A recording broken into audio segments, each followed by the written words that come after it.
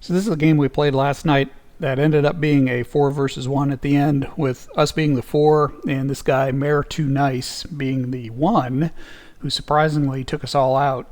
Looking back at the recording, first of all, he had an incredible number of knocks and kills. Must be about 20. It's hard to even count them all. You see them on the timeline there. Must be 20 of them or so.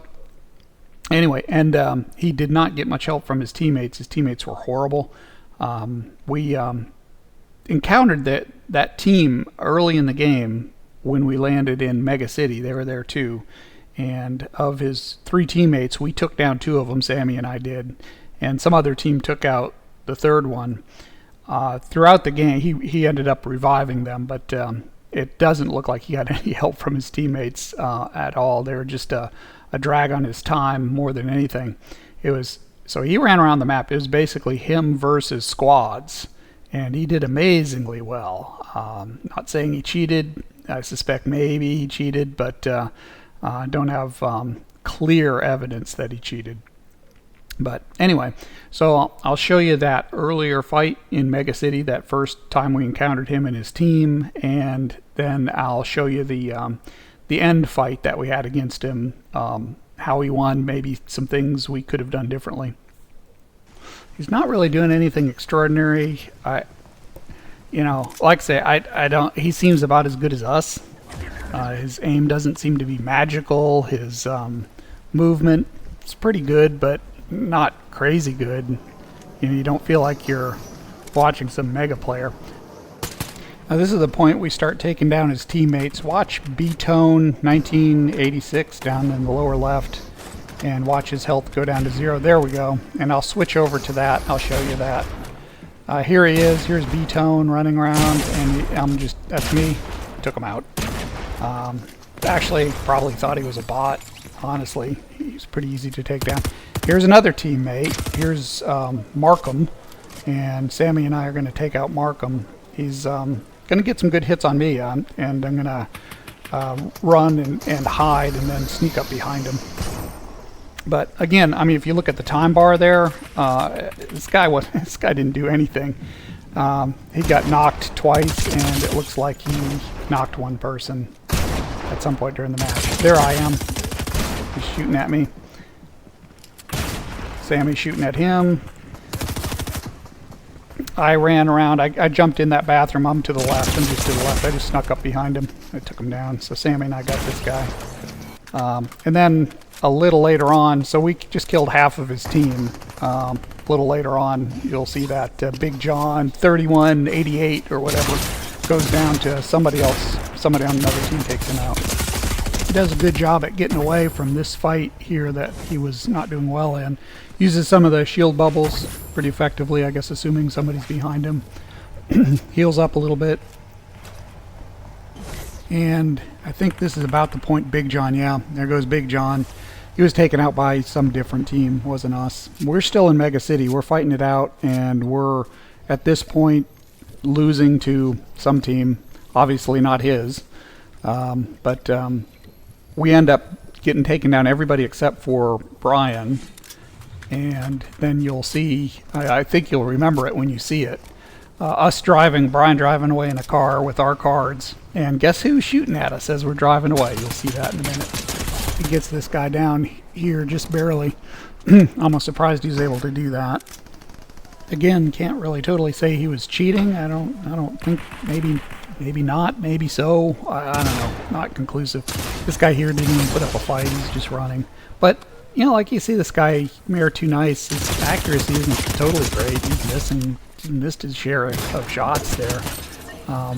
So surprising he did as well as he did and took out as many people as he did.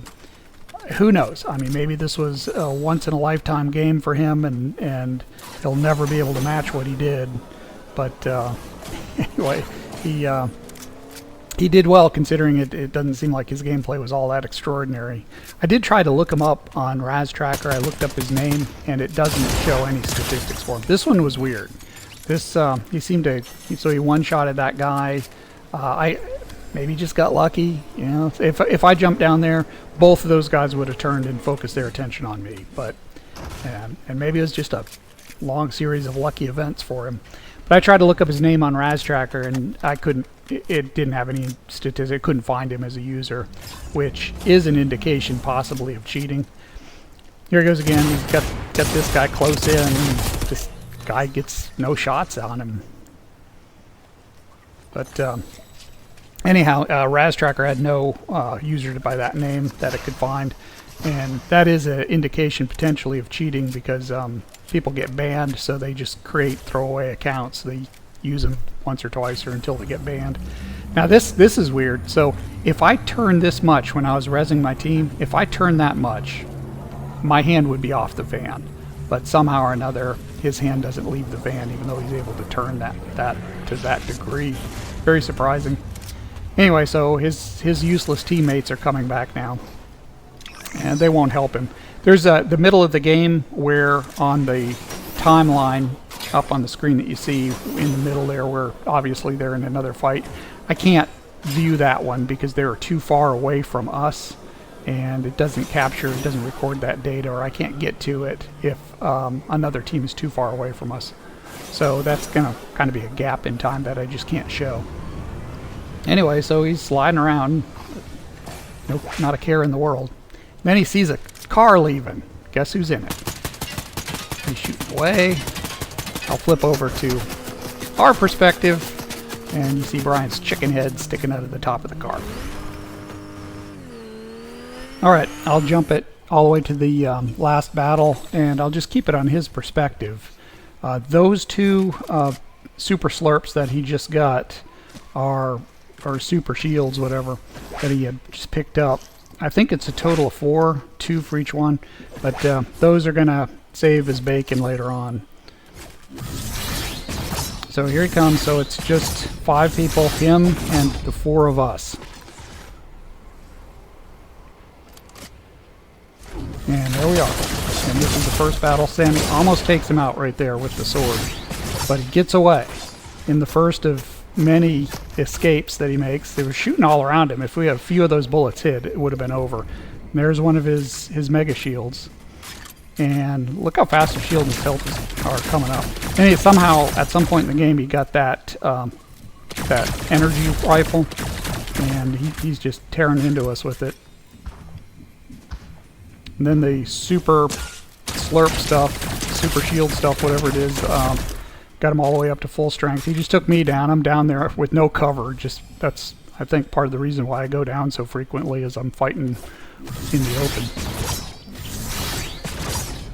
So he charges over. He tries to make a quick attack on us, and we're hitting him.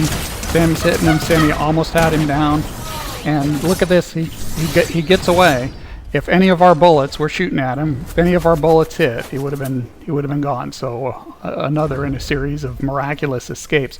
Here's some more of that super shield stuff, which will get him all the way back to 100 and 100 by the time we encounter him again. I think we kept thinking that we were chipping away at him, but he was just healing up. Every time he backed away, he'd heal up. There we are down there. We're trying to heal up. I think you guys rezzed me. He's blasting away with that energy weapon. We're not shooting at him. I think we're trying to find cover. There we go. Brian, I think it was Brian, hit a nice sniper shot. But he runs off to heal up. And I think one thing, watching this, one thing I realized was we were not doing much to put any pressure on him. We should have been. We were loaded up with ammo down there. I think we were just kind of waiting for the storm to push him out, waiting for opportunities to shoot at him, thinking we were chipping away at him. And fact is, we should have just been ripping these walls down. But we're just kind of standing there. See, there you go, another one of the super shield things. And that'll get him back up all the way to 100. He's shooting away at us. And his shield is just going up. There we go. Looks like we're trying to take down some walls. We did take down a wall or two, but we're certainly not keeping the pressure up very high on him. He had plenty of time to move around in here and grab things that he needed. And I think he gets the sniper here. You can't tell from the record. Yeah, there we go. Yeah, he gets the sniper. He uses it for a while. Later on, he'll come back when the circle's real small and get a close range weapon. So he is playing pretty smart, and getting really lucky, or maybe just moving around really well. Oh, here he goes. He missed that. We're shooting at him. We got the rock. So off he goes. As soon as his shield was gone, as soon as his cover was gone, he zips away real quick. We started to apply a little bit of pressure here, shooting at the walls, but it was too late. By this point, the storm was just about to push him out anyway. So he trades the sniper for a good twin.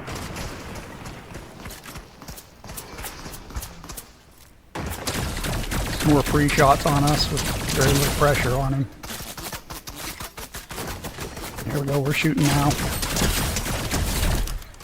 We're shooting, we're not hitting, but we're shooting. He's up in a tree. I don't remember him being up in a tree. I guess I thought he was still in the castle somewhere. Down he comes, final battle. There goes B. I think that was me, and there's Sammy. And that's it. That's how he won. Anyway, I guess some lessons. I just assume he's not cheating, right? So what did he do right? And what did maybe we do wrong, or what we could have done differently? And he used mobility well. He used that sword. He got out of battle when he was being. He did have a good sense of when to leave a battle and do it in time enough to still be able to get away, so he could heal. He was good at healing. He used those super shields really effectively. What we did, I know particularly me anyway, I was fighting in the open. Easy shots for him. He was fighting from cover, and I was fighting in the open.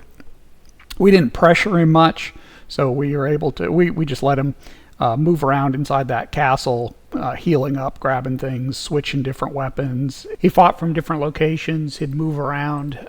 So, yeah, he knew when to press us. He knew when to back off. And I think we just figured, hey, it's 4 against 1. Eventually, we'll get the shot. We'll get the angle. Storm will push him out, and we'll win.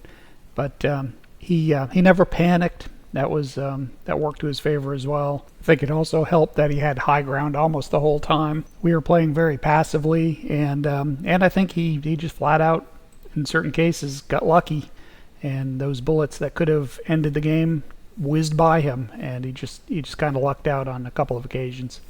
Well, that's it. Hope you enjoyed the analysis. Bye bye.